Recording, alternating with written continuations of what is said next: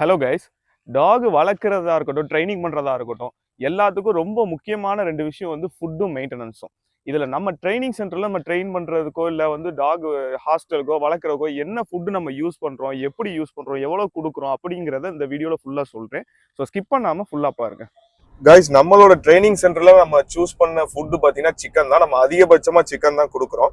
காரணம் என்னன்னா, டாக்ஸுக்கு அதிக ஒர்க் அவுட் கொடுக்கறதுனால அதிகபட்சமான எனர்ஜி லாஸ் இருக்கும். அதனால வந்து நம்ம புரோட்டீன் கண்டென்ட் அதிகமா கொடுக்கணுங்கிறக்காக சிக்கன் சூஸ் பண்ணியிருக்கோம்.